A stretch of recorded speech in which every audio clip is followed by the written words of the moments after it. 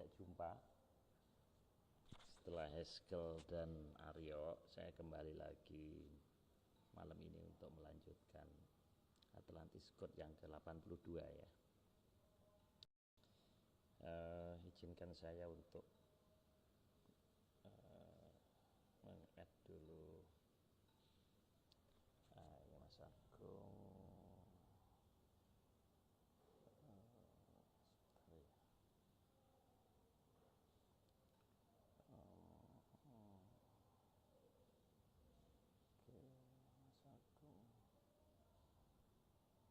Wah, Mas Agus Pri udah join juga nih. Let's go. Satu lagi.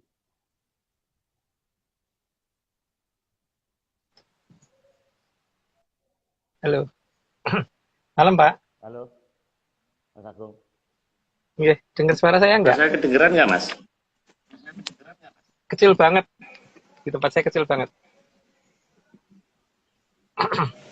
Maaf nih, saya masih di jalan, Pak. Masih di luar. Mas. Saya tata dulu. Kedengeran, Mas? Sekarang jelas. Tadi enggak Halo? begitu. Ya, sekarang Kecil ya, jelas, Mas? Pak. Enggak. Halo, Mas Agung. Suara saya kecil ya? Kecil ya? Halo, suara saya kecil. Enggak sih, Pak. Suara saya, oke, saya copot ini malah enggak. Sekarang udah jelas, Pak. Jelas ya, Mas ya? Sekarang udah jelas. Ya, udah jelas. Oke.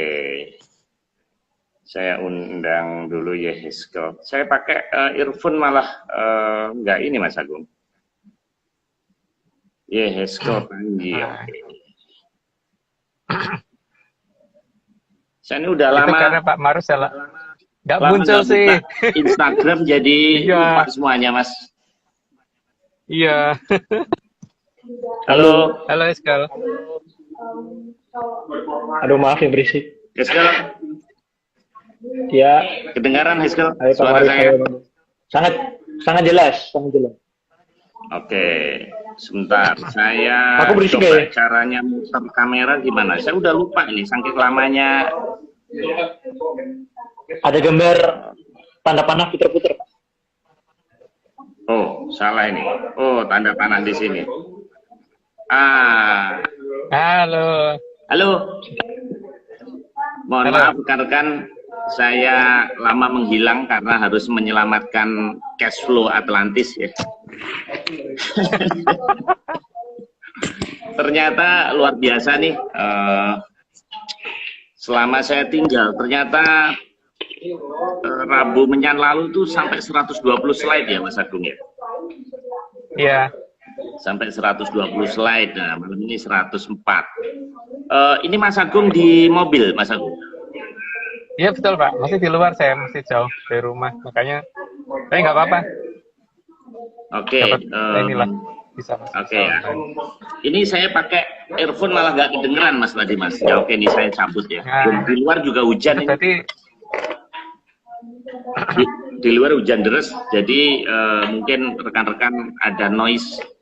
Mohon maaf. Itu ada suara noise juga ya sekali di belakang guys. Iya, ada suara orang ya. Saya kayaknya nice. Lagi rame, Iya. sama skripsi. Oke, ini ada 64 ya. Kita lanjutkan Mas Agung.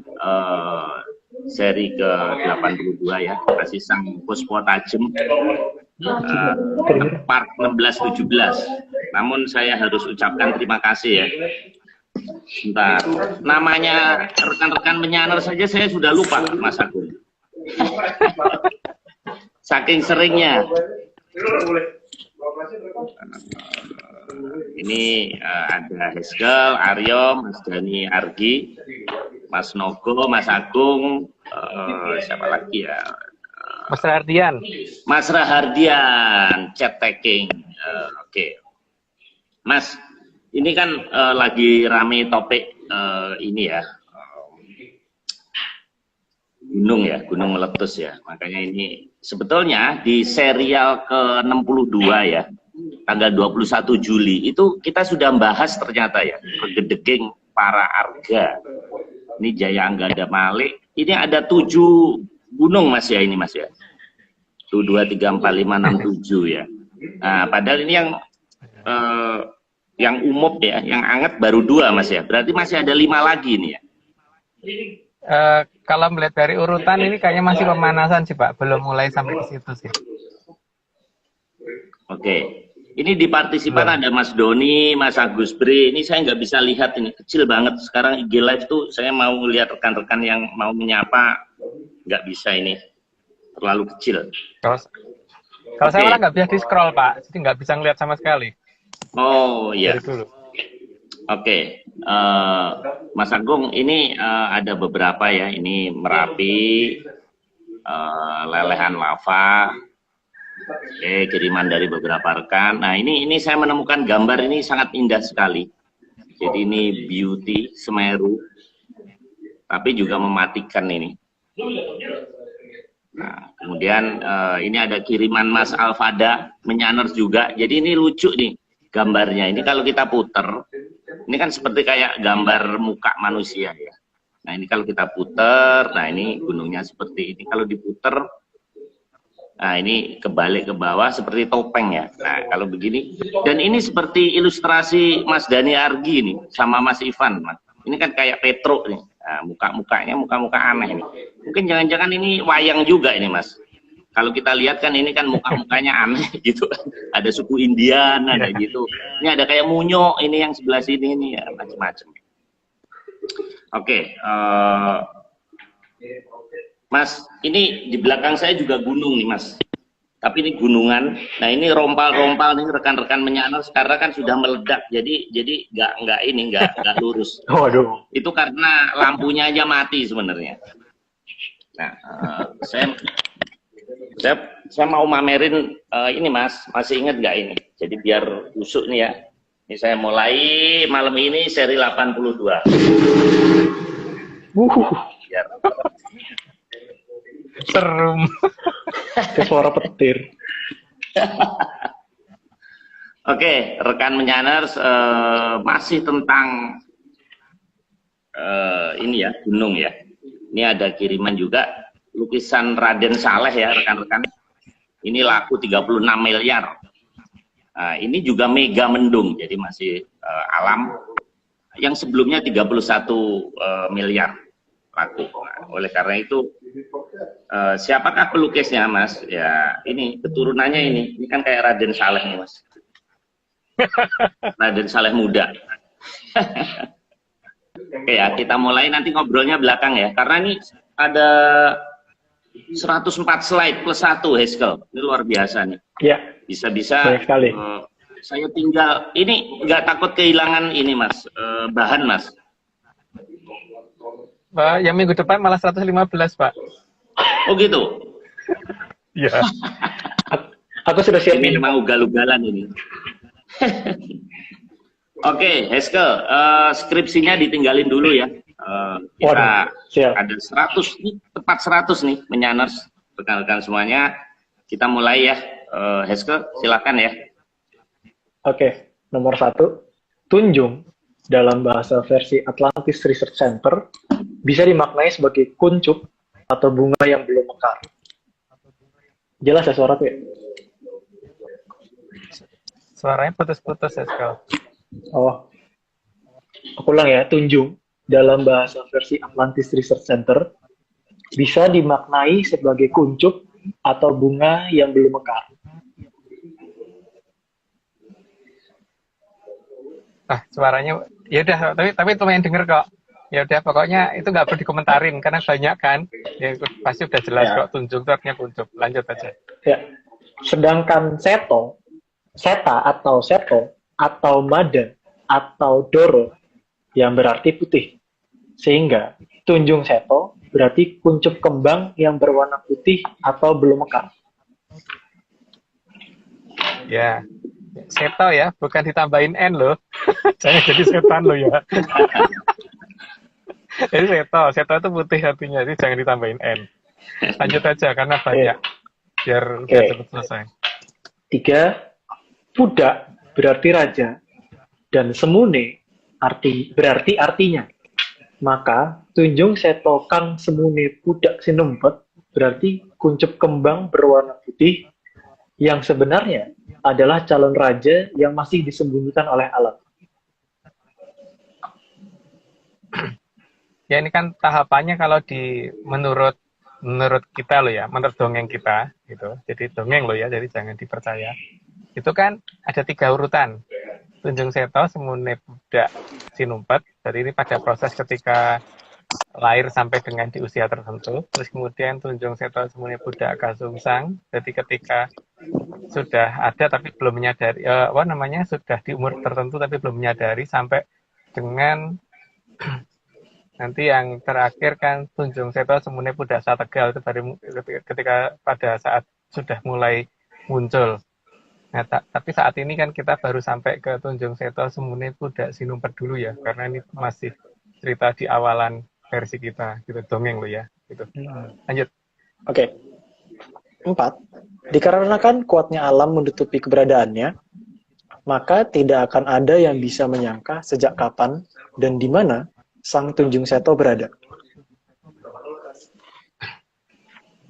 Ya, karena yang nutupi sangat sangat besar dan sangat banyak ya, karena yang nutupi sangat banyak dan sangat besar.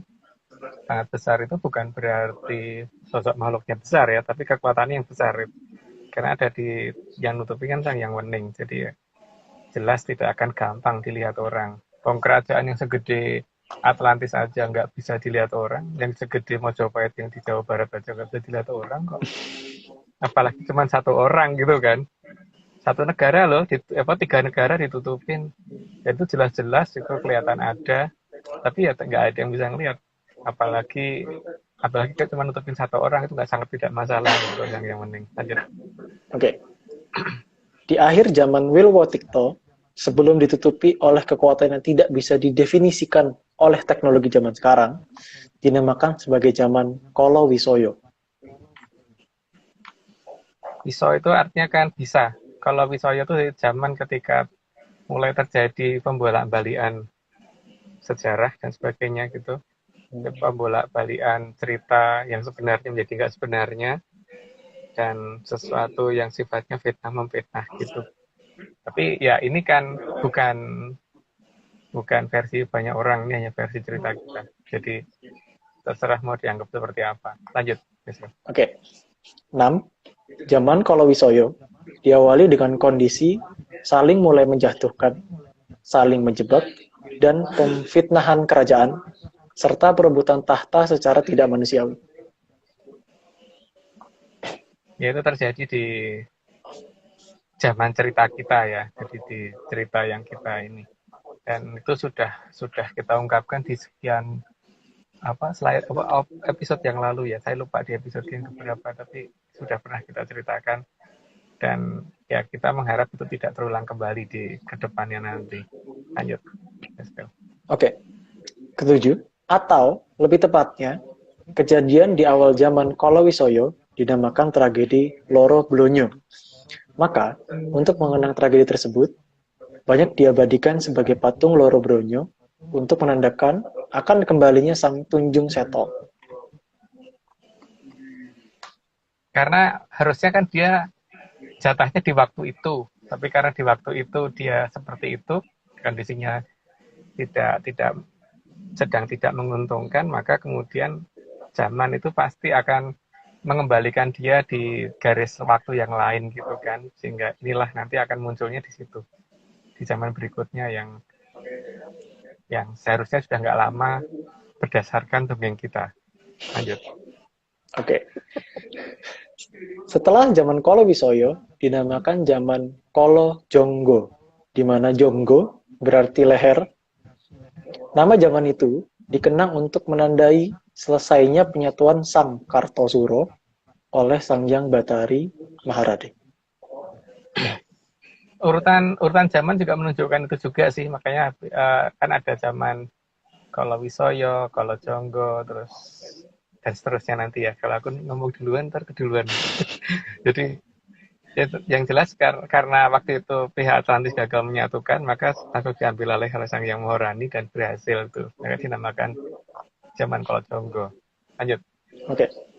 Maka setelah penyatuan oleh Sang Hyang Batari Maharani, tempat pertama kali para putra dari Sang Mahaprabu Batara Ikling menanti dan mendengar berita tersebut dinamakan desa Janggan. Ya, ya kebetulan tuh namanya ada apa enggak saya nggak tahu ya. Ada nama Janggan atau Seragan, harus Saragan gitu kan. Ini tadinya kan beda raganya dari Sarago, jadi Seragan. Lanjut. Oh, menarik. 10. Setelah zaman Kalajengga, dimulailah pengembalian kekuatan Sang Kartosuro di kahyangannya Sang Hyang Batari Maharani. Proses itu dilakukan secara bertahap dan memakan waktu 1 zaman. Zaman itu dikatakan sebagai zaman Kolo Sakti.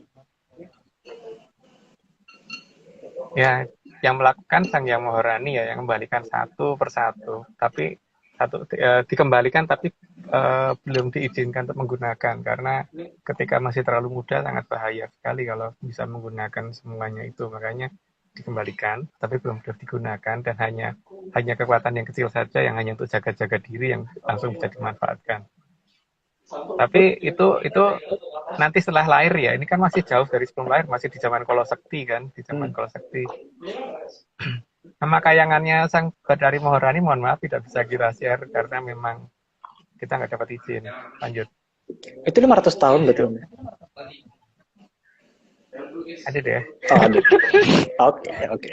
11.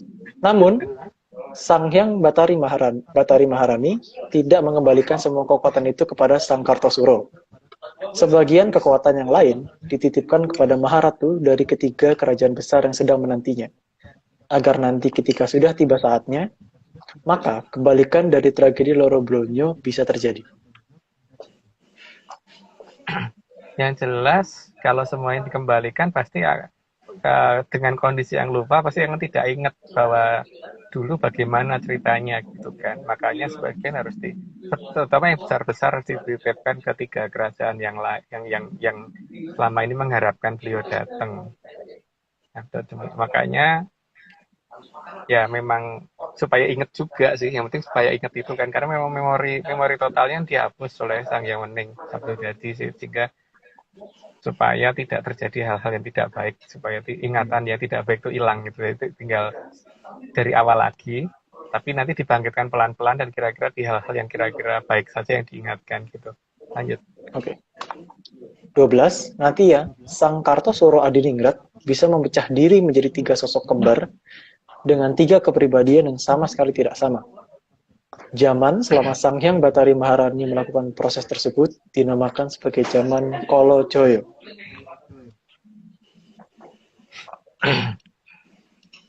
Jadi orang mungkin berpikir satu orang memang dilahirkan satu orang, tapi itu bukan satu orang, itu 3 orang. Jadi bisa berubah menjadi 3 orang. Dan 3 orang itu memang bentuk secara fisik identik, tapi secara sifat total nggak ada samanya sama sekali. Tapi ciri khas yang paling utama itu nggak sabar, karena memang tidak ada sih ajaran itu untuk di kita. Gitu. Jadi ciri utama itu ya, sangat tidak sabar itu. Ya. Makanya sakti, karena tidak sabar. Oke, lanjut nih. 13. Ya. Di kahyangan Sang Hyang Batari Maharani, Sang Kartosuro Adiningrat mulai dipisahkan menjadi 3 orang. Namun, nantinya akan dilahirkan menjadi 1 orang.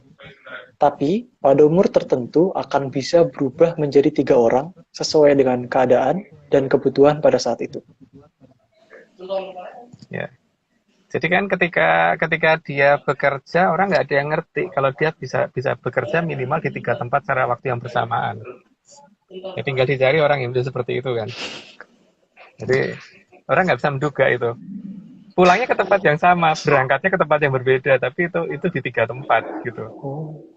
Bayangin aja kalau misalkan dia kerja di 3 perusahaan gitu, berarti dia pasti bisa kaya banget kan. THR-nya 3 kali, Om. 3 kali THR-nya. Oke, 14. Sang Hyang Batari Maharani menghendaki bahwa Sang Tunjung Seto bisa berubah menjadi 3 pribadi dengan wajah yang sama, agar dikira oleh banyak orang sebagai sosok 1 orang saja. Hal itu agar terjadi penyatuan 3 kekuatan untuk mengubah zaman dari Kolo Bendu ke zaman Kolo Subo. Cuman kadang-kadang mungkin akan bikin orang bingung ya, karena ketika tadi ketemu kan tadi kita udah ketemuan gitu misalkan kayak ngomong gitu tapi ternyata yang ketemunya sama yang lainnya gitu kan sehingga yang ditanya juga nggak inget tapi dia harus pura-pura mengakui iya gitu bahwa itu adalah dirinya padahal sebenarnya bukan gitu jadi akan ada orang yang terkesan kayak pelupa gitu loh padahal sebenarnya memang bukan lupa emang karena memang bukan dia beneran gitu Oke, aku bingung. 15. Selain itu, sama selain itu, agar Sang Tunjung Seto tidak menggunakan kekuatan di saat usia masih sangat dini, karena akan menjadi tidak terkendali. Maka, Sang Tunjung Seto hanya bisa berubah menjadi 3 orang setelah mencapai usia tertentu.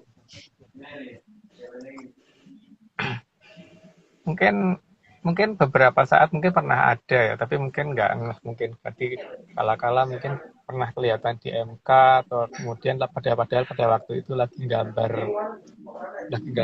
lagi ngajarin lagi ini bersama temannya lagi gambar tentang area 36 dan sebagainya gitu padahal nemenin orang lain di MK bagaimana gitu ada kejadian itu pasti cuman nggak tahu ini siapa gitu loh dan kapan di mana nggak ngerti lanjut aja Oke, 16.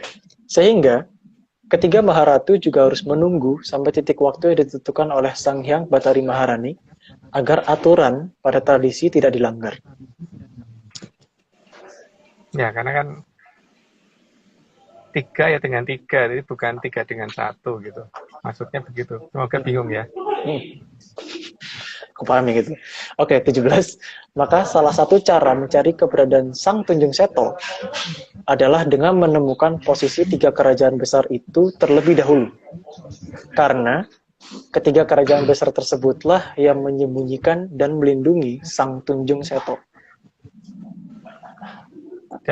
makanya kan dalam entah bagaimana yang namanya tanda pengaman itu biasanya bentuknya segitiga kan dan segitiganya sama sisi gitu loh. Nah, kalau bisa menemukan titik tengah dari segitiga sama sisi ya ketahuan orangnya di mana gitu. Lanjut. Oke, 18. Hal itu juga berarti Sang Tunjung Seto di usia tertentu akan sangat menyadari keberadaan ketiga kerajaan besar tersebut. Dan dalam memahaminya, bukan hanya sebatas teori atau analisa saja, tapi benar-benar mengerti dan paham cara mengunjungi ketiga kerajaan besar tadi. Yang pernah mengunjungi tidak cuma dia ya, ada beberapa orang di zaman dulu tuh yang mengunjungi, tapi tidak disebutkan lah. Dan biasanya memang mereka mengunjungi itu pasti juga membawa kendaraan sih, nggak cuma jalan kaki itu enggak. Jadi mengarungi laut, naik mobil dan sebagainya itu ada dan terjadi. Itu siapa ya monggo, tapi kan dulu pernah ada selain itu dan itu cara-cara itu yang digunakan gitu loh. Jadi bukan cuma ngomong di sana ada, tapi pernah ke sana beneran gitu.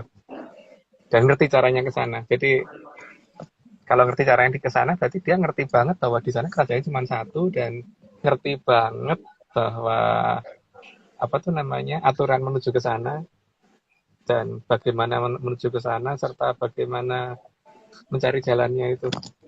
Berarti bukan goib loh. Membuka sesuatu yang ditutup. Enggak lah, bukan goib. Bukan goib yang jelas.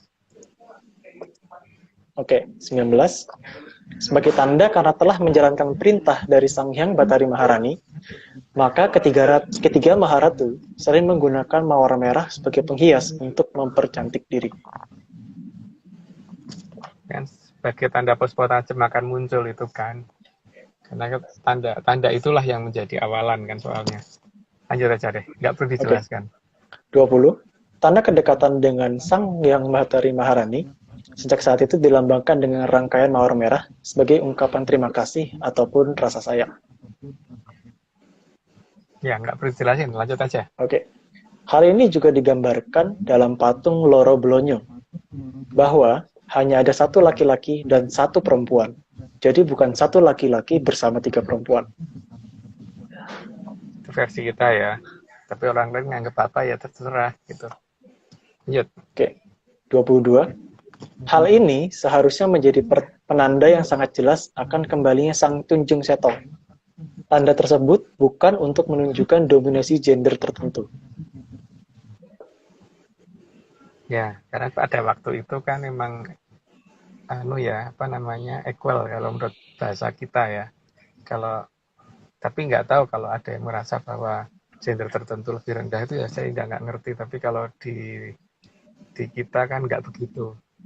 Saya ngerti saya loh. Lanjut. Oke. 23. Maka menjelang kembalinya Sang Tunjung Seto, peristiwa Sastrowulan akan terjadi secara terus-menerus. Yang kelihatan itu sih memang bentuk bulan itu biasanya akan kelihatan terutama pada saat masih sabit kayak hari ini tadi kan kelihatan double. Itu yang pertama itu ya. Terus peristiwa Sastrowulan itu yang diberitahukan sama Prabu Brawijaya ke-8 itu kan selain itu masih ada lagi, tapi mungkin dibacakan dulu. Kalau nggak ada berarti saya ngomong. Seperti ini keduluan sama aku. Oke. 24. Dalam peristiwa Sastrowulan dijelaskan akan munculnya bulan purnama penuh berurutan 3 hari berturut-turut dan terjadi berkali-kali. Ya bukan berkali-kali, tapi memang terus-menerus setiap purnama 3 hari. Itu yang namanya peristiwa Sastrowulan kan yang dijelaskan sama Prabu Brawijaya. Lanjut. Oke. Peristiwa Sastrowulan sebenarnya menggambarkan bahwa 3 purnama dilakukan oleh 1 wujud bulan saja. Jadi bukan oleh 3 wujud bulan. Jadi biar nggak bingung, supaya bukan supaya nggak bingung, supaya tambah bingung maksudnya. Jadi purnama ada 3, tapi bulannya 1 gitu kan. Jadi kelihatan 3, tapi 1 gitu maksudnya gitu. Kira-kira loh. Ya. Lanjut. Oke. 26. Diperjelas lagi dengan beberapa kejadian yang seolah tidak berhubungan, juga akan ikut menjadi pertanda kembalinya Sang Tritunggal. Waduh. Ya, makanya kan disadari apa tidak soal dianggap gak berhubungan atau dianggap menghubung-hubungkan ya nggak apa-apa. Tapi yang jelas 3 in 1 itu memang beneran ada kan kenyataannya. Ya, lanjut.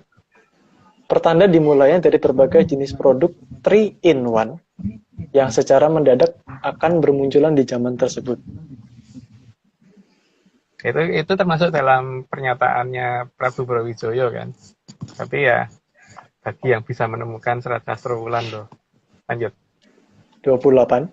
Bahkan aturan 3 in 1 disadari atau tidak sudah diberlakukan di Jakarta. Dan entah memiliki korelasi atau tidak, karena bersamaan dengan kondisi itu, Sang Tunjung Seto mulai bisa menjadi berwujud 3 orang yang bisa berada di 3 tempat yang berbeda secara bersamaan. Atau dalam waktu yang sama bisa di 3 lokasi berbeda, namun terlihat sebagai wujud 1 orang.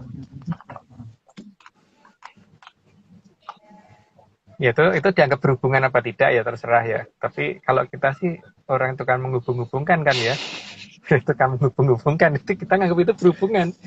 Tapi kalau itu tidak dianggap berhubungan ya nggak apa-apa. Tapi kalau kita menganggap itu berhubungan, gitu. Lanjut deh. Oke, 29.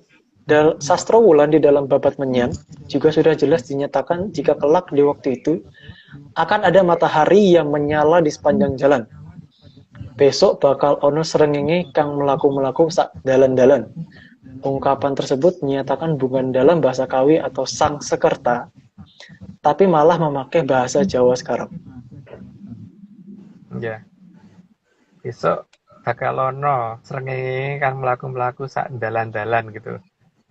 Nah, kalau kita dulu sebelum ada peristiwa itu ngerti ya dipikir akan ada hujan meteor. Nah, tapi begitu sudah mengerti ternyata bukan loh. Bukan hujan meteor dan ternyata benar-benar ada. Dan sampai sekarang itu masih terjadi loh. Lanjut deh. Okay. Siapa tahu jadi belakangnya penjelasannya. Iya. 30.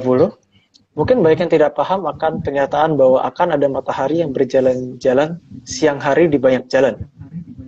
Tapi jangka memang kadang susah dipahami dan baru akan dipahami setelah keadaannya muncul.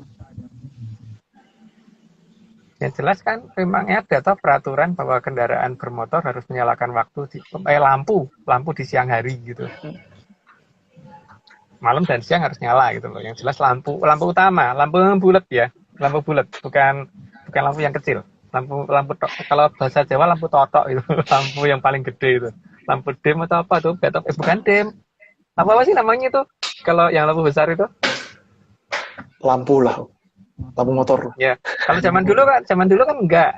Motor tuh enggak harus nyalain lampu malam kalau nyalain lampu kan biasanya sore sampai malam, Hmm. pagi, masih ketika kondisi gelap gitu kan. Ya. Kalau terang kan enggak.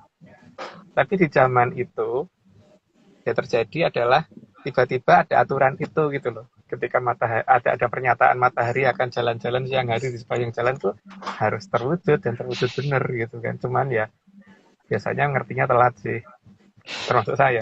Tapi begitu ada pengumuman itu baru sadar gitu. Lanjut. Oke. 31. Sehingga aturan sepeda motor harus menyalakan lampu di siang hari sangat layak dicurigai sebagai pelaksanaan garis jongko yang menyatakan akan ada matahari yang pada saat siang hari berjalan-jalan di sepanjang jalan. Ya tadi udah dijelaskan, jadi lanjut aja. Ya, oke. 32.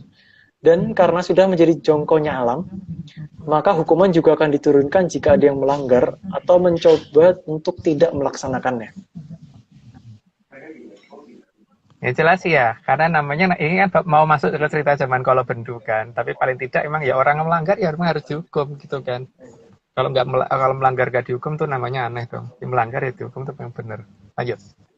Melanggar juga dihukum berarti nyogok dong. 33. Sehingga zaman itu akan dinamakan sebagai zaman kolo bendu, yang berarti zaman hukuman. Lanjut dulu aja. Oke. Biar cepat selesai. 34. Karena di zaman kolo bendu akan muncul ajaran aneh di mana seseorang kalau berbuat baiknya banyak dan melakukan kesalahannya sedikit akan dinyatakan salah tanpa melihat seberapa besar kebaikan yang telah diperbuat. Dan namanya kalau bendu ya. Namanya kalau bendu itu artinya bebendu itu kan hukuman kan. Jadi walaupun baiknya banyak, salah sedikit dihukum. Gitu kan. Dan ada yang seperti itu apa enggak tuh nggak tahu sih. Dan diakui atau tidak aku juga nggak tahu. Tapi yang jelas akan ada seperti peristiwa seperti itu namanya zaman kalau bendu. Katanya gitu. Lanjut. Oke. 35. Namanya juga zaman kolo bendu, maka yang ada adalah suatu hal yang sedikit-sedikit dianggap salah dan dianggap hilang kebaikannya. Atau menebar ketakutan dianggap sebagai cara terbaik untuk mengatur alam raya. Katanya begitu. Tapi itu kan peristiwa yang tertulis dalam serat jongko ya. Jadi zaman kolo bendu itu zaman di mana hukuman dianggap sebagai pengendali gitu kan. Jadi orang disadarkan dengan kalau kamu gini kamu dihukum gitu, kalau kamu gini kamu dihukum gitu kan. Dan sistem hukumannya itu lebih berat ke salah, itu lebih prioritas daripada ke benar gitu kalau nggak salah. Jadi nimbangnya nggak balance. Tapi kalau salah itu salah dikit kok gini banget gitu. Walaupun benernya banyak tetap aja. Karena bener itu kan ke atas, kalau salah itu kan ke bawah. Jadi ke bawah tetap aja jomplang gitu kan. Ini kan kalau balon gas sama batu ditimbang kan tetap akan gini toh. Karena balon gasnya ke atas, batunya ke bawah gitu loh. Ya kalau bendu itu seperti itu, makanya timbangan nggak mungkin seimbang gitu. Jadi walaupun bener baiknya banyak, itu kan banyak kan ke atas. Benernya salahnya dikit tetap aja timbangnya gitu. Neraca kan begitu kalau. Oke, lanjut. Oke, 36. Karena tidak tahu apa yang harus dilakukan, entah benar atau salah, maka banyak yang akan ikut-ikutan. Hanya karena takut kalau nantinya malah masuk ke tempat yang dianggap tidak abadi. Ya tapi itu ya nggak ngerti ya. Maksudnya apa? Ya semoga kalau ada yang ngerti mungkin bisa dibantuin di komen deh. Karena kita nggak ngerti ya. Aku juga nggak ngerti sih. Oke, 37. Sehingga sangat tepat dikatakan sebagai zaman kolo bendu atau zaman hukuman karena memang ada ajaran tentang hukuman. Ya, ada peristiwa seperti itu. Dan itu kalau bagi nenek moyang kita suatu hal yang aneh. Tapi nggak tahu kalau di zaman yang ini tuh di zaman yang di cerita kita itu katanya gitu loh. Dan itu katanya bagus. Dan itu katanya yang bagus itu begitu. Tapi kalau bagi aku kok malah bingung kalau kayak gitu bagus tuh bagusnya gimana gitu. Tapi ya nggak tahu kalau dianggap baik ya monggo aja sih. Lanjut. Oke, 38. Zaman di mana hukum manusia akan dijadikan acuan sebagai kebenaran yang ada di zaman itu. Karena ukuran kebenaran alam sudah sangat bias. Ya, makanya harus ada perubahan. Karena sistem menimbang itu kan memang harus ngerti arahnya, kalau ke bawah semua gitu. Jangan satunya ke atas, satunya ke bawah, memang tertawan jomplang walaupun seberat apapun, tapi kalau satunya mengarah ke atas ya tetap akan jomplang. Itu Aryo ya? Iya. Oh, Halo Aryo. Aryo. Mana yuk? Yuk, sini yuk. Mana kata dicariin? Oh, Pak. Halo yuk. Duanya. Oh, katanya halo. Oke. Oke, lanjut ya. Ini 39. di mana Kenji ini? sama Di BSD atau di Serang? Di BSD rumahnya Aryo. Di SD. Aryo di SD. skripsiku soalnya, teman skripsiku. Kita Oh, di iya. Berantas sana dikit, Om. Perintah sana dikit, BSD. Deket Pak Marius dong. Iya, deket enggak, Tom ini Harris. saya bingung, ada Tom Cruise sama Kenny G ini.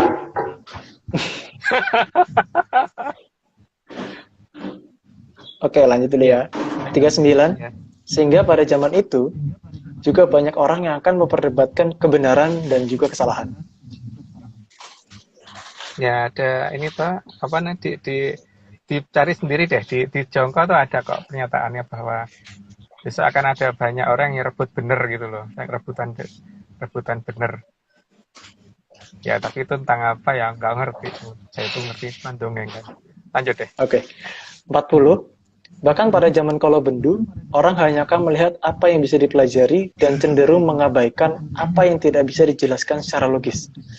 Jadi, walaupun ada hal di luar nalar yang terlihat nyata, tapi tidak bisa dijelaskan secara logis, maka tetap dianggap tidak ada. Ya itu, tapi apa namanya, bukan hanya itu aja. Sesuatu penjelasan yang sebenarnya tidak masuk akal pun tetap harus diterima betul ketika banyak orang ngomong benar gitu loh. Contohnya sains, kan tidak semua di sains itu benar kan. Tapi kita harus menyatakan benar, kalau tidak bego gitu kan. Misalkan kayak matematik, kayak entah fisika, kayak entah apa gitu. Banyak loh yang bertentangan sebenarnya dengan teori itu dengan kenyataan. Tapi ya kalau menganggap itu salah, kenyataan bego gitu kan. Zaman Gitu. kalau bendu kayak zaman sekarang ya. Oke, 41. Di keadaan seperti itulah, ketiga kerajaan besar akan mulai mengingatkan kepada Sang Tunjung Seto atas semua janji masa lalu dan apa yang harus diperbuat. Dan itu bertahap ya, nggak langsung. Jadi mengingatkan itu pelan-pelan. Jadi butuh waktu cukup lama untuk mengingatkan, karena ya memang mengingatkan pada orang yang benar-benar nggak ingat gitu. Kecuali kalau mengingatkan orang yang ingat. Gitu, lanjut. Oke, 42. Tapi memang butuh waktu yang cukup untuk mengingatkan kembali.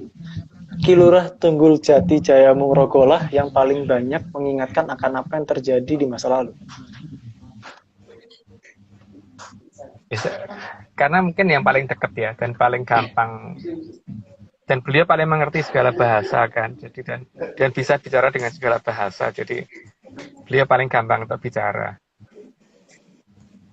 Cuman yang kadang-kadang yang diingatkan juga bingung, karena ngomongnya kan tidak selalu menggunakan bahasa yang dimengerti. Kadang-kadang pakai bahasanya beliau lagi pengen pakai bahasa apa gitu kan, masalahnya itu juga. Lanjut. Oke, 43. Jadi proses pengembalian ingatan tersebut hampir sama dengan proses membangunkan. Karena memang sudah ada janji agar dibangunkan di akhir bulan S.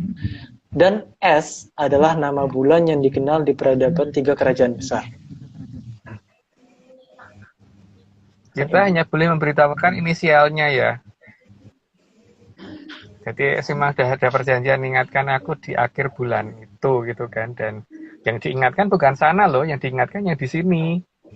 Jadi yang di peradaban kita, bukan yang di peradaban sana. Karena di sana ya tugasnya ngingetin kok. Mungkin saat ini kita sering berpikir terbalik ya. Mungkin kita yang mengingatkan sana, enggak. Sana yang ngingetin ke sini. Tapi di sininya itu yang di mana gitu kan, masalahnya itu kan. Di peradaban sini ya, yang diingatkan oleh sana gitu. Bingung kan? Sana sama sini terus ngomongnya. Di akhir bulan es itu kayak lagu bahasa Inggris ada sih Om. Oke, 44. Dan memang kalau tidak bangun juga, sudah ada janji akan diingatkan atau dibangunkan dengan cara apapun. Karena waktu akan terus berjalan. Jadi sang Tunjung Seto memang harus segera dibangunkan. Iya. Memang harus segera dibangunkan, dan dibangunkan yang paling utama itu kan harus disadarkan bahwa dia punya kekuatan besar loh, bukan hanya bangun bahwa oh ya aku ngerti, itu bukan. Dia punya kekuatan besar yang bisa dipakai untuk mengendalikan alam, karena kalau enggak kasihan masyarakat kalau dibiarin terus. Lanjut. Oke. Bangun yang dikendaki bukan hanya bangun sampai pada terbukanya dua mata, tapi sampai mata satu yang tersembunyi juga harus bisa dibangunkan. Ya, sehingga melihat apa-apa tidak astral lagi gitu loh kalau mata satu dibangunkan. Karena kan seperti yang sudah dijelaskan di minggu lalu kan, bahwa makhluk yang rendah saja, seperti misalkan kayak kuntilanak aja, itu kalau menampakkan diri ke orang sampai orang yang ditunjukin kabur, itu kan berarti kan dia ngelihatnya bukan astral, dia ngelihatnya kan nyata. Dan leluhur yang lebih tinggi pasti bisa dong untuk menunjukkan secara nyata. Jadi melihat apapun dia tidak astral lagi, karena memang mata satunya kebuka. Lanjut. Oke. 46, maka alam pun memberikan dukungan dalam bentuk kembalinya ingatan Sang Kartosuro dengan menunjukkan bulan yang berwarna merah agar mengingat kembali kejadian yang telah memerahkan negaranya di masa lalu. Itu lanjut aja, nggak perlu dibahas. Oke. Bahkan air berwarna merah juga akan ikut menuntun agar Sang Tunjung Seto mengingat kembali apa yang terjadi di masa lalu. Itu di mana ya? Air merah-merah. Ya memang ada sih. Cuman nggak perlu dibahas, dilanjut aja. Oke. 48. Juga perintah untuk mengingatkan keberadaan buah pengetahuan diberikan kepada salah satu kepala negara untuk membangun sebuah taman buah. Karena di taman buah itu nantinya akan dijelaskan di mana keberadaan buah pengetahuan Sang Mohojoyo. Ya, makanya ada taman buah yang cukup besar yang dibangun oleh salah satu mantan kepala negara kita, karena memang harus diingatkan, dengan salah satunya itu yang harus diingatkan. Lanjut deh, nggak perlu dibahas terlalu detail ini. 49. Sebelum semua hal yang berkaitan dengan ingatan Sang Tunjung Seto kembali secara penuh, maka dinamakanlah Pudak Sinumpet, karena memang belum siap menghadapi kerasnya zaman. Karena masih pada usia yang muda sekali ya di waktu itu ya. Tapi ini sekarang posisinya apakah masih Pudak Sinumpet atau sudah Pudak Kasungsang atau sudah Pudak Sategal, lah itu ya nanti urutan di episode-episode berikutnya ya. Lanjut. Oke. 50. Namun semua proses alam akan sangat mendukung sehingga mayoritas ingatan akan kembali. Meskipun tidak semuanya, namun hal-hal yang penting akan kembali diingat. Ya semuanya butuh waktu kan, dan karena memori nggak mungkin langsung ya seperti gelas kalau langsung dibiuk ya malah tumpah gitu ya, harus digerojok pelan-pelan sampai benar-benar terisi lagi gitu. Tapi memang tidak semuanya dikembalikan, karena kalau semua dikembalikan nanti malah tidak baik kejadiannya, maka harus yang baik saja yang dikembalikan. Lanjut. 51. Proses pengembalian ingatan dan keadaan di mana tertanda dalam sastra Wulan ini yang lalu dikatakan sebagai Tunjung Seto Semune Pudak Sinumpet. Ya, itu masih proses pengembalian ingatan kan. Jadi ya masih sinumpet, karena kalau muncul pada posisi nggak inget kan nggak lucu juga sih. Ya. Seorang nggak inget ya. Muncul. Iya sih, aneh juga. Oke, 52. Sang Hyang Bathara Indra ikut mengawasi dengan keadaan dengan sangat detail, mengingat keberadaan keraton Amertapura yang dulu dibuatnya, agar tidak bisa dirusak oleh peradaban yang dianggap tidak sejalan. Ya, Eskel kan yang memfoto Amertapura pakai kamera Xiaomi lagi kan. Eskel sama Aryo kan yang memfoto. Luar biasa, indahnya. Oke, 53. Agar sesuai dengan kemauannya, maka Sang Hyang Bathara Indra mengutus putra sulungnya, Sang Hyang Brojomusti. Sang Hyang Brojomusti turun dan manunggal bersama kumoronya Sang Susuhunan Amangkurat Agung. eh, Kumoro itu roh ya, karena jadi yang Amangkurat itu kalau memperkenalkan itu biasanya pakai nama Puger, jadi biasanya Ingsun Puger, biasanya bicaranya begitu. Nah, soal banyak orang yang nggak suka sama beliau itu terserah, tapi kalau bagi kita itu leluhur yang penting gitu ya. Lanjut. Oke. Dan setiap langkah yang dilakukan akan diarahkan agar sesuai dengan petunjuk dari Sang Mahaprabu Sri Aji Joyoboyo. Ya, karena kan beliau yang punya jongko, jadi semua arahan harus sesuai dengan yang sudah digariskan sama Sri Aji Joyoboyo, karena Sri Aji Joyoboyo sendiri kan bukan mengerang cerita ya, tapi karena memang berdasarkan apa yang diberitahukan oleh Bathara Panyarian. Dan sebagai tanda urutan zamannya sudah diberikan dari kayangan.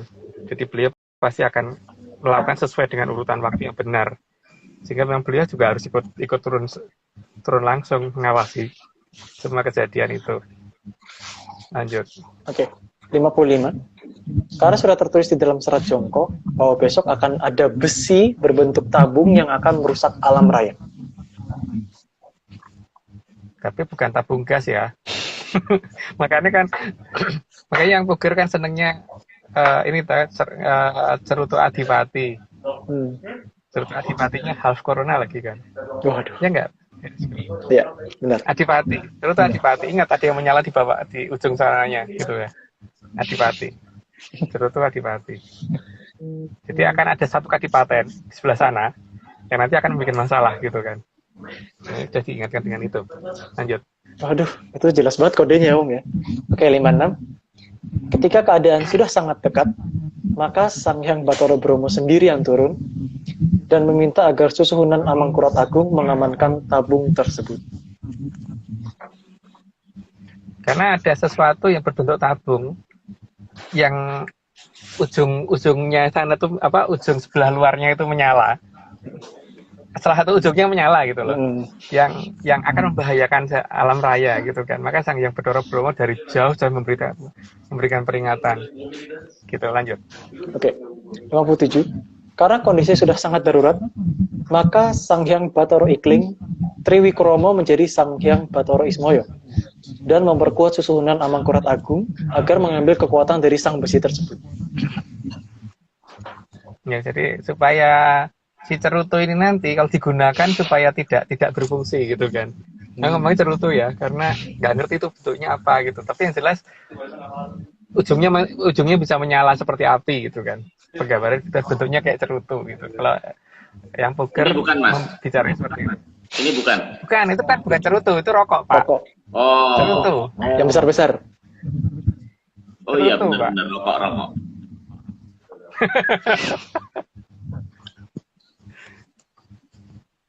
Oke, lanjut ya. Lanjut. Oke, 58. Sehingga semua kekuatan dalam besi tersebut berhasil diambil oleh Susuhunan Amangkurat Agung. Nantinya, benda tersebut tidak akan menimbulkan bahaya seperti yang sudah diperkirakan para pakar di zaman Kaula Bendu ini. Ya kan.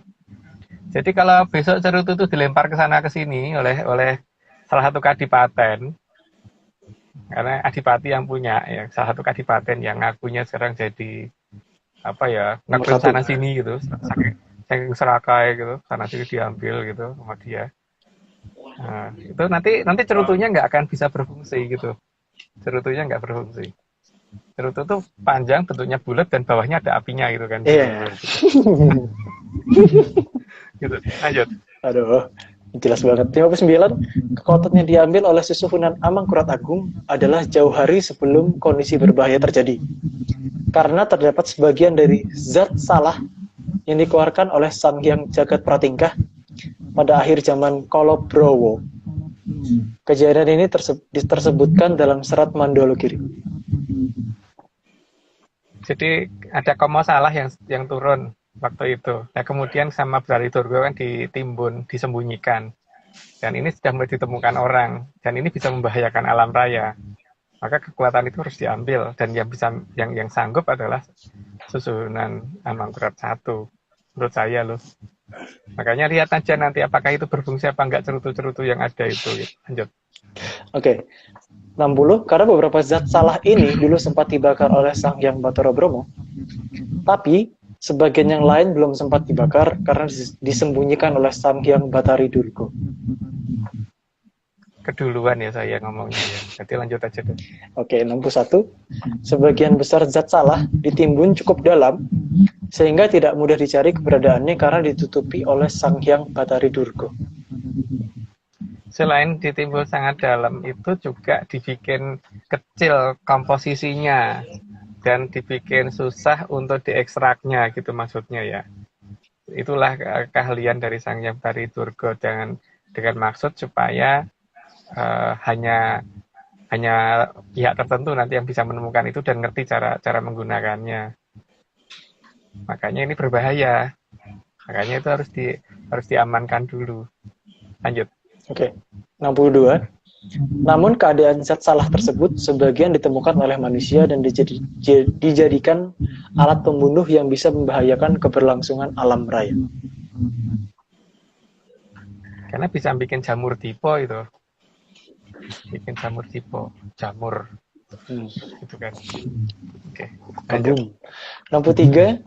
Sehingga sesuai dengan apa yang diinginkan oleh Sang Hyang Wening, agar nantinya benda paling berbahaya tersebut bisa digunakan untuk hal yang lain. Ya, jadi kan lebih baik kalau kalau cerutunya jatuh dibikin panci lebih ada manfaatnya kali ya.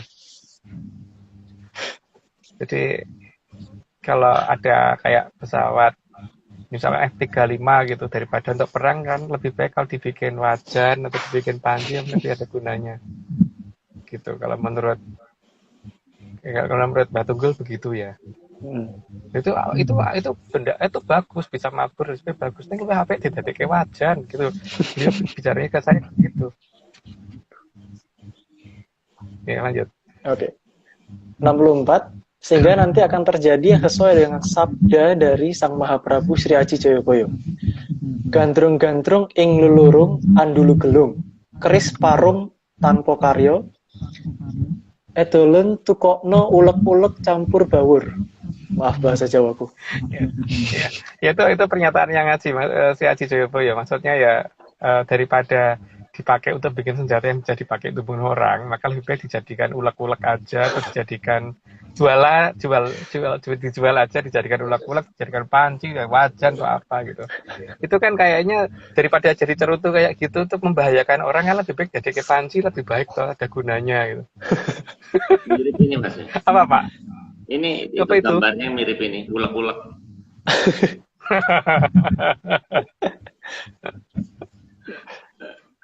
Tapi itu ada loh Pak, di Serat Joko ada beneran loh. Jadi bukan, saya nggak ngarang loh itu. Nggak ngarang, tapi dianggap dongeng yang monggo gitu kan. Oke, lanjut. 65. Dalam bahasa yang lebih jelas dikatakan, semua senjata berbahaya akan menjadi tidak berfungsi dan hanya bisa berfungsi kalau dijadikan alat masak.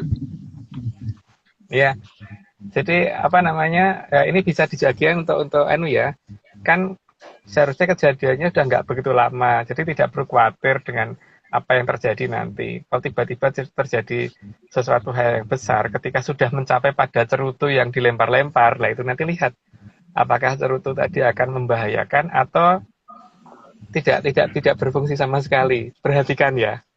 Oke. 66. Maka sesuai dawuh dari Sang Hyang Wening, pada saat bersamaan munculnya sang mata satu, seharusnya peralatan seperti ini sebaiknya dibuat menjadi wajan atau panci saja.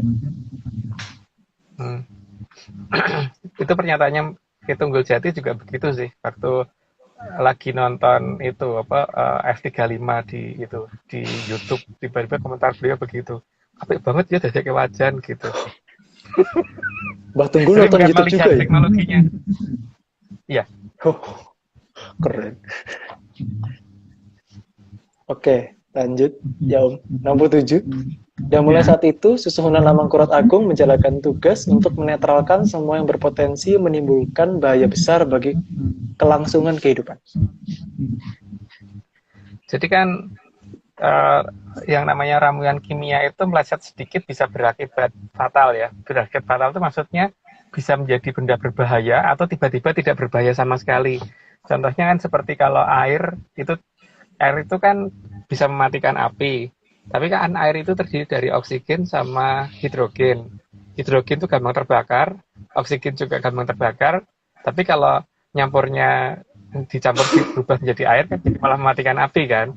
Itu yang dilakukan sama yang Mangkurat. Sehingga beliau yang akan membuat seolah-olah mereka berhasil, sebenarnya enggak gitu. Oke. Tapi percobaan mereka berhasil, tapi begitu digunakan enggak, karena yang digunakan itu nanti sudah dirubah posisinya oleh beliau.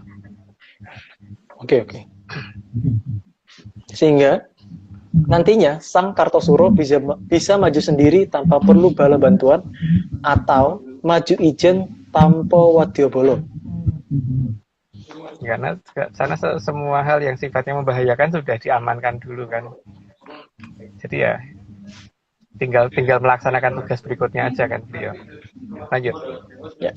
Nomor 9, dan bisa menang tanpa ngasorake. Karena tanpa harus melawan pun setiap senjata lawan tidak akan berfungsi sama sekali. Ya. Berfungsi kalau bukan kalau ke dia ya, terutama kalau ke dia tidak berfungsi, tapi kalau ke orang lain mungkin masih berfungsi. Tapi seberapa besar fungsinya nggak tahu. Lanjut. Oke. 70, juga sakti tanpa nganggo aji-aji. Karena semua yang membahayakan sudah dinetralkan oleh susuhunan Amangkurat Agung. Jadi sebenarnya yang bekerja beliau ya, bukan si Kartosuro ya. Kartosuro tinggal menjalankan, cuman jadi apa itu namanya ya? Terima jadi. Nggak terima jadi. Ya lanjut. Oke. 71, semua bahaya di depan sudah diperhitungkan dengan cermat oleh Sang Hyang Bathara Wisnu. Sehingga apapun yang dilakukan oleh susunan Amangkurat Agung benar-benar tidak akan ada yang meleset. Karena wujud beliau yang kumoro sehingga kan tidak gampang dilihat kan, dan bisa menyusup kemanapun dan bisa menetral dan bisa mengganti apapun di manapun, di negara manapun, di tempat serapat apapun masih bisa beliau tembus gitu kan. Dan yang namanya kumoro bisa megang, salah kalau dikatakan nggak bisa megang itu. Makanya jangan kaget kalau kadang-kadang orang melihat ada kursi bisa bergerak sendiri dan sebagainya, itu yang dari kalangan bawah aja bisa bikin begitu, apalagi dari kumoro tanah luhur kan. Sangat mudah. Lanjut. Oke. 72, sehingga apapun yang dilakukan oleh Sang Tunjung Seto tidak akan bisa ditiru, karena semua sudah dikerjakan oleh susunan Amangkurat Agung dan disandikan. Semua sandi hanya akan berfungsi jika dilaksanakan oleh Sang Tunjung Seto. Namanya sandi ya. Sandi itu kan memang hanya berfungsi jika diucapkan secara benar atau dikerjakan secara benar dan oleh yang benar gitu kan. Karena masalahnya tetap pada mengapa sih sandi itu berjalan apa tidak. Jadi ketika sandi dipegang orang lain ya tetap nggak akan ada gunanya. Karena ada si Tunjung Seto kan hanya menunjukkan sandi, terus kemudian masih ada yang memverifikasi di luar itu kan. Ketika yang memverifikasi kan nggak bisa ditipu. Jadi mau nyolong seperti nggak akan bisa. Ya, kalau nggak percaya silahkan dicoba itu aja kan. Lanjut. Oke. 73, menjadi tugas dari komoronya susuhunan Amangkurat Agung pada persiapan di akhir zaman Kolo Bendu sampai pada masuknya zaman Kolo Subuh. Lanjut, nggak perlu dijelasin. Oke. Selama proses persiapan untuk pengamanan tersebut, maka diminta agar Sang Mahaprabu Bathara Ikling menyembunyikan Sang Tunjung Seto. 74 ya ini, sekaligus melatih agar bisa tatak, tangguh, tanggon, trengginas, dan bisa tutup. Harusnya kan tatak, tangguh, tanggon, trengginas, tutup. Tatak itu berarti berani ngadepin, jadi tegar gitu loh tatak. Kalau tangguh itu kokoh ya, berarti dia kena hantaman tetap aja bisa berdiri gitu kan. Kalau tangguh. Bisa dengan tegar itu sanggup menghadapi. Karena kadang-kadang kan orang itu mungkin bukan menghadapi suatu pukulan, tapi melihat sesuatu aja belum tentu sanggup kan. Misalkan ada kecelakaan gitu, ada orang yang mungkin nggak berani dong lihat kayak gitu. Itu namanya nggak tatak gitu loh. Kalau tangguh itu berarti menghadap sudah sampai pada pukulan. Tatak, tangguh, tanggon itu berarti setiap tindakannya pada tempat yang benar. Jadi dia melakukan apa-apa pada tempat yang tepat dan waktu yang tepat gitu, tanggon. Trengginas artinya gerakannya cepat. Jadi responnya Sikap. cepat. Bukan low respon, tapi fast respon gitu loh. Sikap. Tutuk tadi sampai tujuan. Jadi tutuk tadi bisa sampai tujuan, jadi bisa sampai selesai. Jadi bukan ngambang, jadi bisa mempertanggungjawabkan semuanya, bukan membuat tanggung semuanya gitu loh. Jadi sangat tanggung jawab, tapi bukan tanggung menjawab ya. Lanjut. Oke, 75. Dalam masa yang dipersiapkan oleh Susunan Amangkurat Agung, maka Sang Tunjung Seto harus belum menyadari siapa dirinya yang sebenarnya dan masih menjadi rakyat biasa.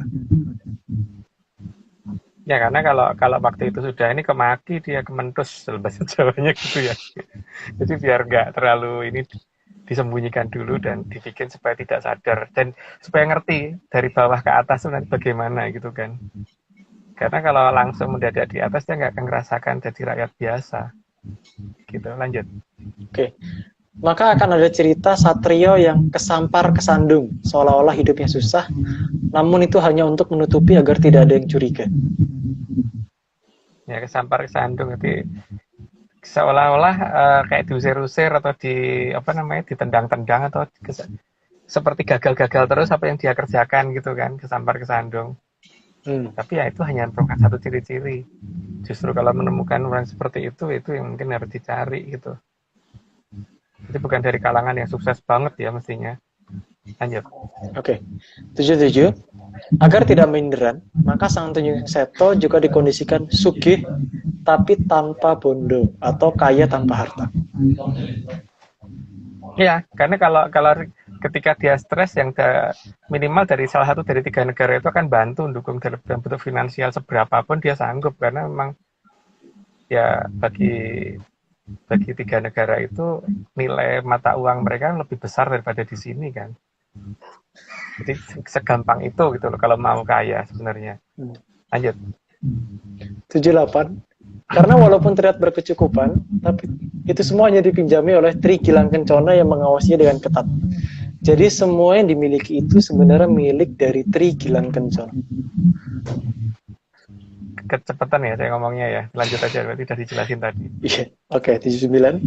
Maka kadang juga dijuluki Jalmo Tan Keno ing Ngino, atau manusia yang tidak bisa dihina.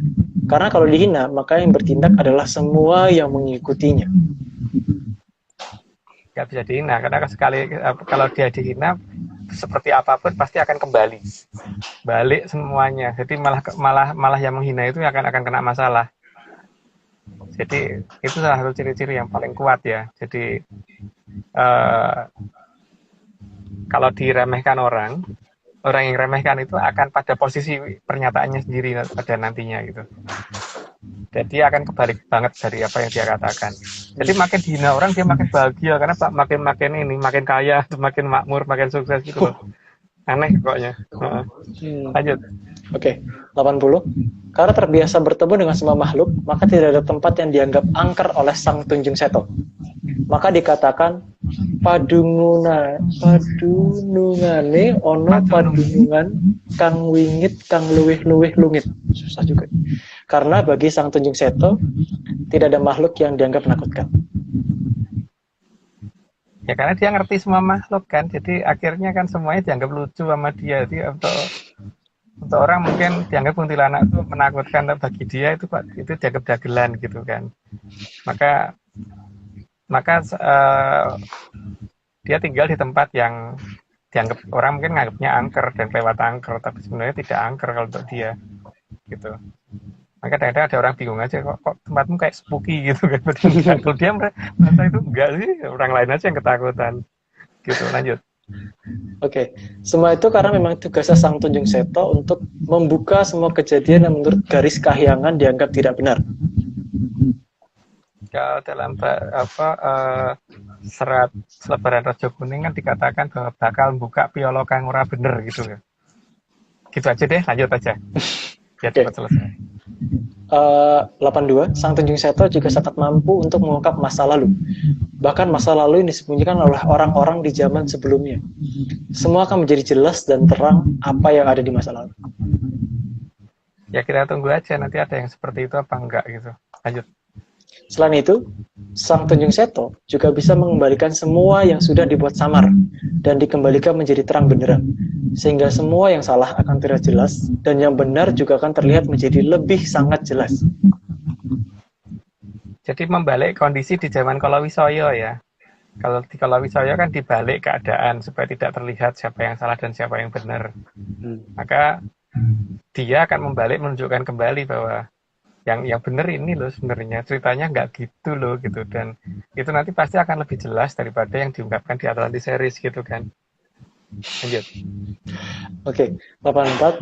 Sehingga dari semua kriteria tempat tinggal, hanya di tanah Grejitawati yang tepat untuk menjadi tempat tinggalnya.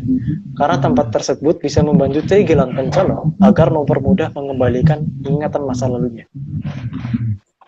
Grejitawati ya. Jadi Grejito. kalau bisa menemukan nama wilayah Grejitawati yang sekarang sudah berubah nama, ya disitulah posisinya seharusnya. Lanjut. Oke. 85. Dan akan terlihat seolah seperti ngelindung mering poro kawulo atau seperti hanya menumpangi pada orang lain. Ya pada saat masih sinumpet ya, jadi karena namanya ngumpet juga, makanya ngumpet sana ngumpet sini gitu kan, jadi nebeng sana nebeng sini gitu. Lanjut. Oke, 86. Dan tempat tinggalnya digambarkan sebagai Kadya Pagupon Tundo Tigo, karena ada yang sering dilakukan secara rahasia di atas rumahnya. Ya kayak watu gantung gitu. Kayak ada batu gantung atau batu gintung atau apa ya kalau orang kita ngomongnya itu ya. Tapi yang jelas kayak bangunan lebih dari satu lantai gitu. Lanjut. Oke. Sangat jelas digambarkan dalam beberapa serat kuno bahwa di rumahnya ada batu yang menggantung atau selo gantung. Itu bagus banget ya tangganya. Harus direnov kayak gitu, kayak bagus itu. Lanjut. Oke. 88. Dan tugas utamanya adalah mengumpulkan ranting dan daun serta jadi penggembala, tapi bukan domba, kambing atau sapi yang dikembalakan. Itu nggak perlu dijelaskan deh, tapi itu memang sudah ada pernyataan seperti itu kan. Jadi semoga pasti yang lain pasti sudah pada tahu sendiri sih artinya apa. Jadi tidak perlu saya jelasin. Lanjut. Oke. 89. Yang dikembalikannya adalah Joyo Kawijayan, peninggalan leluhur yang selama ini ditelantarkan karena perubahan zaman, sehingga mereka dianggap tidak ada. Oleh Sang Mahaprabu Bathara Ikling sering dikenalkan dengan Isan-isaning jagat, supaya bisa dan mampu mengendalikan semuanya. Karena isen-isen jagat itu bukan hanya sesuatu yang kelihatan, jadi juga yang tidak kelihatan, dan Joyo Kawijayan termasuk sesuatu yang tidak kelihatan, dan itu akan diperkenalkan satu-satu supaya bisa mengendalikan itu. Karena kalau dibiarkan ngantem sana sini ya kasihan banyak orang kan, harus dikendalikan. Ayo, lanjut. Oke, 90. Sehingga semua pusaka yang ada bisa digunakan oleh Sang Tunjung Seto, meskipun memang saat ini tidak dipegangnya. Itu karena Sang Tunjung Seto mempunyai aji pameling, sehingga dimanapun pusaka berada bisa digunakan. Hal ini dilakukan oleh Sang Mahaprabu Bathara Ikling agar tidak terjadi rebutan dengan yang merasa mampu memegang. Ya, jadi yang memegang hanya bisa memegang wujud fisiknya, tapi tidak bisa menggunakan. Karena yang punya pameling siapa gitu kan, itu yang jadi masalah. Jadi yo rumongso ngerti, rumongso bisa, tetap nggak ngerti. Karena yang ngerti cuma itu, dan nggak akan bisa dipakai. Kalau orang yang nggak ngerti nggak akan bisa pakai. Lanjut. Oke. 91. Maka dalam serat Raja Kuning sampai disebutkan Kadya endok ingapit selo, gampang pecahe, tapi rinekso dening yang suksmo, yang artinya bagikan telur di antara bebatuan yang rawan pecah, tapi ada dalam lindungan Hyang Suksmo. Ya, jadi nggak, walaupun rapuh tapi tidak rapuh, karena yang melindungi kan sesuatu yang sangat-sangat tinggi kan. Mungkin bagi orang itu tidak tinggi gitu, tapi kenyataannya ya tinggi. Kalau bagi saya, bagi kita gitu. Lanjut. Oke. 92. Dikit lagi nih. Pada zamannya akan dikenal sebagai orang yang tidak punya pamrih. Padahal di masa itu banyak orang serba menomorsatukan pamrih. Ya, kalau dia kan ini ya beda versi ya. Kalau yang lain kan sepi ing gawe rame ing pamrih. Ya, dia kan sepi ing pamrih rame ing gawe gitu kan. Jadi ya artinya pasti udah tahu sendirilah. Lanjut aja. Oke, 93. Di masa itu juga banyak orang yang akan merasa sebagai sang Tunjung Seto, bahkan sampai memiliki banyak pengikut. Padahal, sang Tunjung Seto justru tidak diketahui ada di mana. Ya, itu hak masing-masing orang kan merasa sebagai apa dan menganggap dirinya apa itu terserah itu kan orang nggak minder kan boleh ya, orang pede itu boleh kan, nggak minder itu bagus gitu, tapi kepedean juga nggak bagus gitu. Lanjut. Oke, 94. Sangat tepat jika dalam serat Jongko dinyatakan akan banyak yang tidak mengetahui atau akeh manungso pada ketambuhan. Ketambuhan artinya tidak tahu, jadi walaupun sudah berhadapan pun mungkin nggak ngeh dan nggak tahu, dan malah yang lucu nggak nganggep gitu kan. Lanjut. Oke, 95. Pada zaman itu juga akan banyak orang bicara bahwa emas adalah timah dan timah adalah emas, atau kadah kang sami papulasan kantos mas kanton timah, timah katon mas.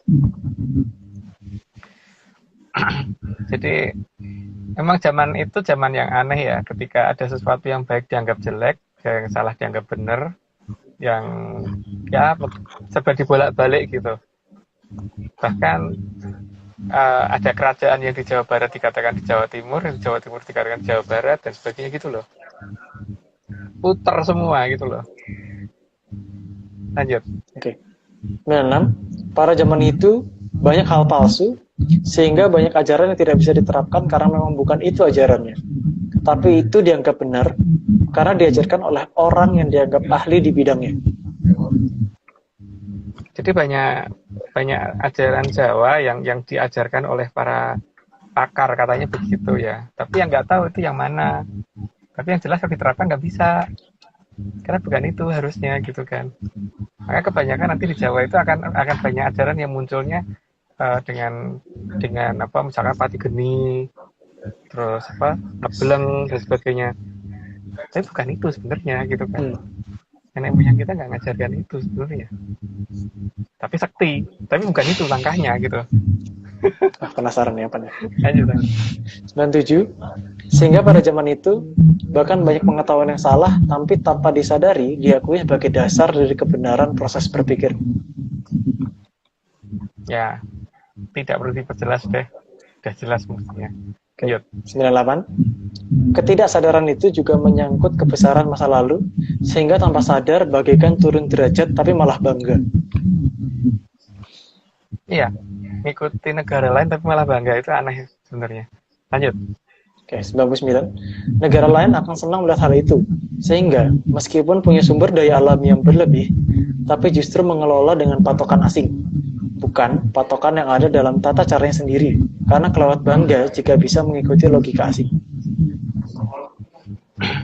Di kita itu coba lihat ya, kalau ada pusaka kan ada banyak logam di situ. Ada besi, ada aluminium, ada nikel dan sebagainya.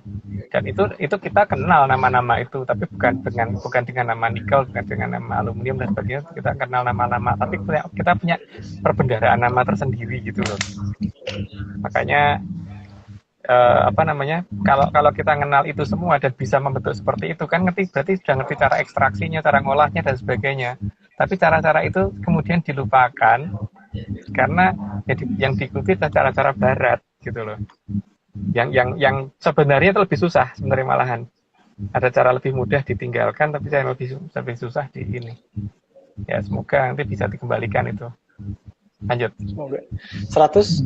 Semua itu ada batasnya, dan untuk mengingatkan pada batas yang diinginkan oleh Sang Hyang Wening, maka dibuatlah tanda batas agar Sang Tunjung Seto tahu kapan batas waktu yang dikehendaki.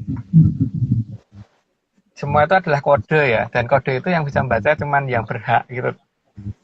Dan itu pasti ngerti banget sih maksudnya apa kalau beliau. Tapi kalau seperti orang yang tidak punya hak untuk mengerti itu ya tidak akan paham. Lanjut. Oke, 101. Dalam Tugu digambarkan akan adanya sang kencono yang akan menyala di atas. Kita sebenarnya udah kode semua kan, cuman masalahnya kan bagaimana membacanya. Karena itu ada tanggal yang ditunjukkan kan sebenarnya di situ. Lanjut. 102. Atau dalam bahasa yang sering digunakan leluhur akan ada kutut manggung. Ya, akan ada masanya. Akhirnya manggung juga gitu. lanjut. 103. Pada saat itulah saatnya gong sudah harus ditabuh dan sang Gendroyono sudah harus diberi perintah untuk memulai segala hal yang dianggap perlu. Penjelasannya mungkin di episode berikutnya kali. Aduh, sekarang segini dulu. Lanjut. Pun winejang rinaras kidung lam laming kang bawono ari arso manoni jagat nurwendah ri sedeng wimbaning rawi kukuwung tejo kuwang-wang cumloroting andamel sang semin pangeksi inggih sasmiteng dewangkara duk arso meradipteng mring arcapada. Duh, bahasa Jawa pun. Iya, bacanya kacau sih. Iya. Tidak sesuai ininya. Tapi nggak apa-apa. Ini paling terakhirnya aku paling seneng karena nggak berkomentar gitu loh. Mungkin Pak Maris bisa. Eskel belum berhak kita kasih gelar Raden Mas ini. Bahasanya masih belum benar.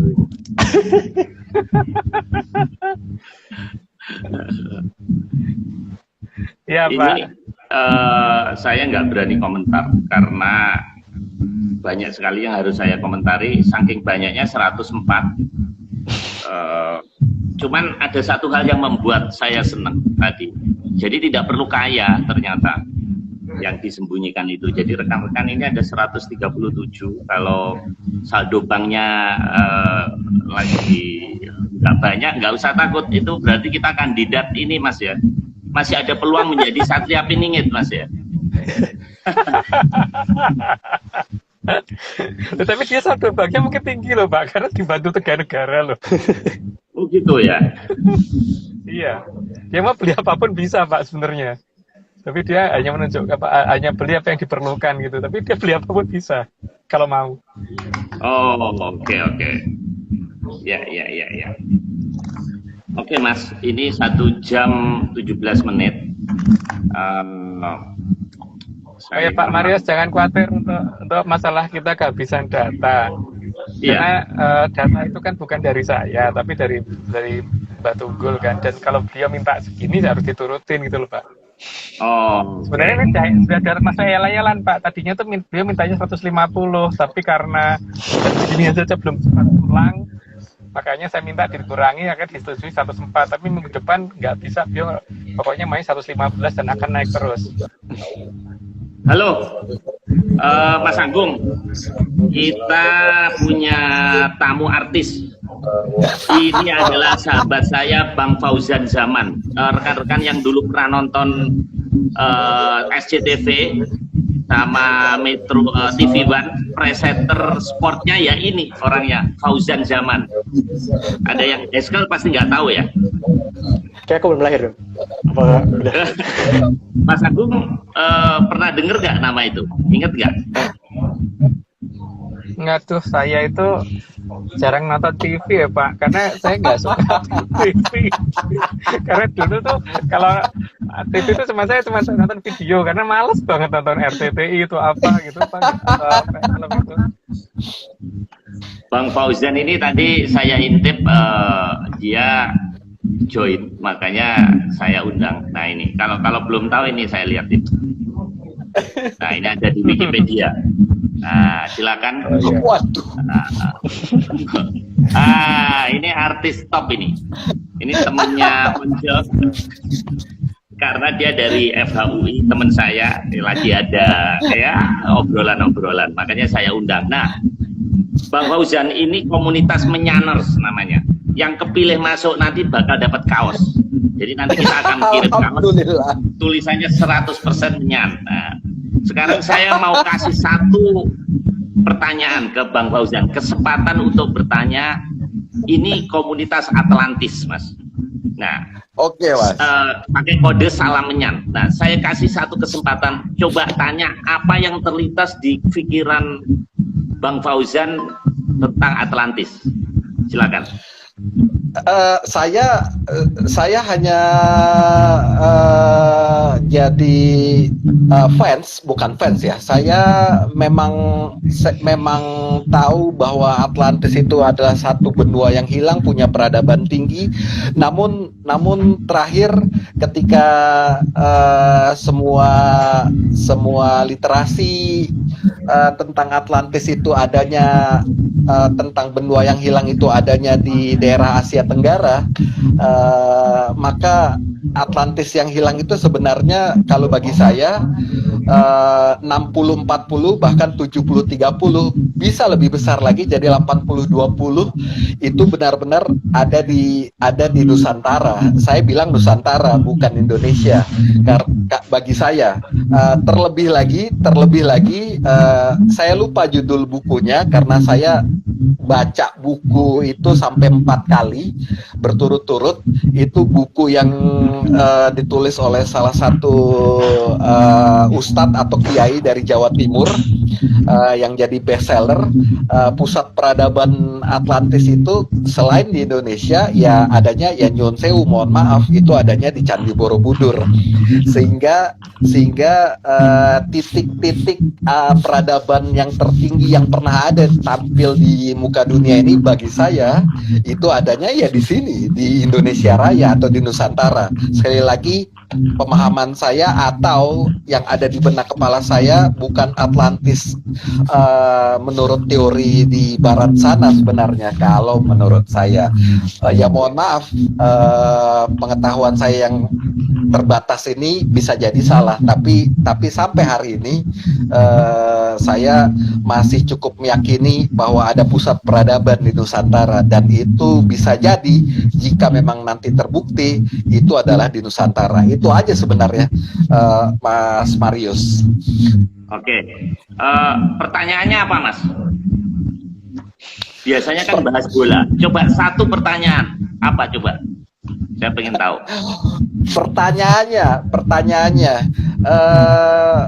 kalaupun memang Atlantis series ini ingin membuktikan atau ingin memperkenalkan satu hal yang unik atau katakan sesuatu yang baru, maka kira-kira tolong berikan pencerahan kepada saya satu aja, apa hal yang unik yang bisa membuat Atlantis series ini punya magnet atau punya daya tarik yang sedemikian kuat bagi semua orang yang bisa hadir di sini. Itu aja. Oke, Mas Agung, monggo sebagai penutup. Jadi gini Pak, kalau kita melihat, kita misalkan berdiri di atas di pinggir kolam renang. Kalau kita melihat ujung air sebelah sana, itu maka kita melihatnya pasti ke bawah toh Pak, bukan ke atas kan? Ya. Oke. Nah sekarang panjenengan kalau misalkan berada di pantai selatan Jawa, kita Pak lihat batas cakrawala di ujung sana, pasti ke atas lihatnya. Ya, oke. Itu pertamanya. Berarti di sana lebih tinggi kan? Kalau misalkan masih kurang ini pakai peralatan, pakai teropong yang ini, kemudian kita ukur sudutnya dengan garis vertikal ke bawah, jadi dengan bandul. Seharusnya kan di bawah 90 derajat itu. Kalau di atas 90 derajat, berarti di sana ada yang misterius, karena berarti ada sesuatu yang lebih tinggi di sana. Itu kalau kita lihat di pinggir pantai. Kalau masih kurang puas, kita naik ke atas bukit, kemudian kita lihat ke ujung sana Pak. Kalau di ujung sana itu ada di posisi kita ngeliatnya ke bawah, maka daerah sana ketinggiannya sudah dikalah tinggi daripada bukit itu. Tapi kalau ternyata beratnya masih ke atas, berarti ini aneh. Selatan kita kok ada detailnya yang lebih tinggi gitu. Nah, sudut elevasi ini kalau kita bandingkan dengan di pantai utara pasti beda Pak. Karena pantai utara di bawah 90 derajat, tapi kalau di pantai selatan kita, termasuk selatan Jawa ya, itu di atas 90 derajat Pak. Nah itu monggo dicoba sendiri. Nanti kalau sudah itu, nanti akan kelihatan ada lapisan abu-abu di batas cakrawala selatan, dan lapisan abu-abu inilah yang ketika matahari sunset hilangnya di situ. Nah, atau matahari sunrise hilangnya juga di situ. Berarti ini ada lapisan yang ini. Terus kalau sore mendekati jam 5 sore, jam 5 sore mau malam itu, biasanya dari arah timur tuh kelihatan warnanya putih gitu, di batas abu-abunya berubah menjadi warna putih, terus bergerak ke barat, itu lama-lama hilang gitu. Jadi kayak satu perkotaan nyalain lampu gitu. nah, Oh. Bang Fauzan masih mesti harus ke pantai selatan tuh. Tapi nggak boleh pakai baju hijau ya Mas. Dan termasuk Oke. ketika kita mengukur efek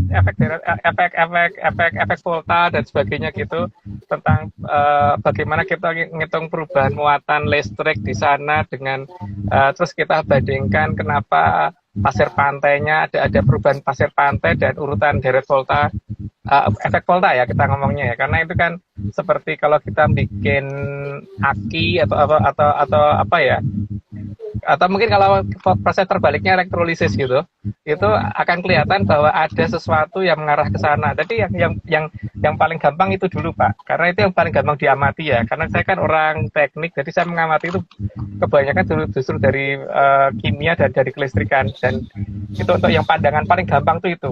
Dan bahkan ketika saya naik pesawat terbang itu ada di ketinggian yang masih cukup tinggi, dan itu saya melihat batas cakrawala di pantai selatan kita itu masih lebih tinggi daripada pesawat itu gitu loh. Karena saya sempat ngintip saya bikin peralatan sederhana Pak, dari pipa ini saya kasih bandul sama saya kasih busur derajat. Saya ngintip begitu, itu saya masih melihat bahwa sudutnya masih di atas 90 derajat. Itu dari pesawat terbang. Iya. Jadi sana tinggi banget Pak. Ya, Gitu. akan sangat aneh kalau Bang Fauzan ngerti. Jadi bingung. Kalau bingung itu berarti benar. Kalau ngerti Bukan, malah Mas. bohong. Kalau ngerti bohong, karena saya pun udah ke 82 juga nggak ngerti-ngerti gitu. Nah, Bang Fauzan ini kan ahli hukum. Nah, nanti lain kali bikin hukum Atlantis saja Mas, webinar hukum Atlantis. Saya cuman pengen komen sama satu kata, boleh ya Mas? Enggak. Silakan Mas. Mantap. Satu kata itu adalah wedan Mas. Udah. Itu edan Mas. Edan sampean Mas.